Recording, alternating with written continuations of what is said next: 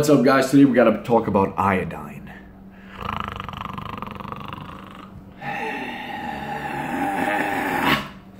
Iodine, man. And I think it's very important that we get enough. There's an epidemic going around worldwide where we're not getting enough iodine. All right? I think it's 74% of normal, healthy adults are not getting enough of this nutrient. So we got to change that. Because a couple of the symptoms of low iodine is weight gain, depression, can lead to cardiovascular disease, low energy, cognitive decline. All right, I started experimenting with taking in more iodine recently, and guys, immediately, like in the first day or two, I just felt like a sense of well-being. Is it the iodine? Maybe. Is it other stuff in my life? Maybe. But adding this in, I'm going to continue to add more into my life. So look, one reason that a lot of us don't get enough is because it's not in a lot of foods.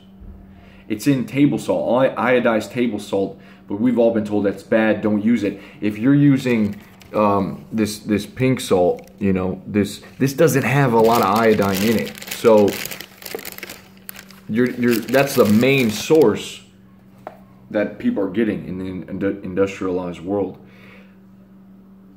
If you're sweating a lot, you're losing a lot of iodine. If you're eating mostly a vegan diet, it's going to be less, unless you're supplementing with it, unless you're using the salt. When you cook with salt, you're actually losing about 64% of the complete iodine total. All right, so look, what do we do about it? What foods are rich? Seaweed is one of the most abundant sources of iodine that you can get.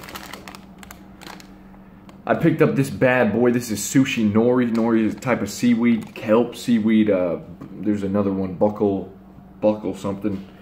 Seaweed, though, is one of the highest sources, guys. I've been pounding seaweed sheets. The thing about seaweed, I don't really like the taste, but you know what you can do?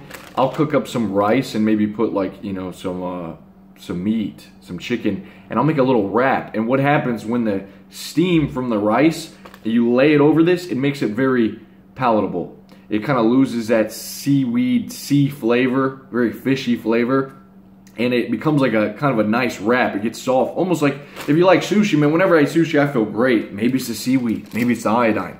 So I'm pumped, dude, because really, I'm not, like, I want you guys to try this. It's cheap. Seaweed, it's in eggs. You know, you probably want to get some higher quality eggs. Don't be afraid to spend the extra buck or two. And you can tell with eggs, like, the real shitty 25-cent eggs for a dozen have this, like, really weak yellow. They fall apart in the pan. It's just like, there's nothing holding that egg up.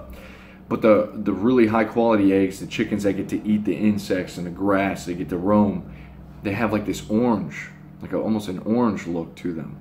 Little balls of energy, man. And eggs have a ton of vitamins. So look, it's in kelp, seaweed, seafood, fish. It's in eggs and dairy. I don't eat too much dairy. And iodized salt. Now before that, I wasn't getting any, dude. I was getting like maybe the salt that's in some of the foods, but I was only adding the pink sea salt.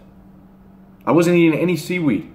So I started taking it, I instantly started feeling a little better, man. Just a sense of well-being, all right? It's very cool, and I hope that you guys will go out and buy yourself some seaweed, smack it down, and start feeling better, man. Maybe you can buy a cheap iodine supplement. I'm sure there's, you know, some quality, cheap iodine supplements. So let's get it, man. Let's get it. Hope you guys feel good. Peace.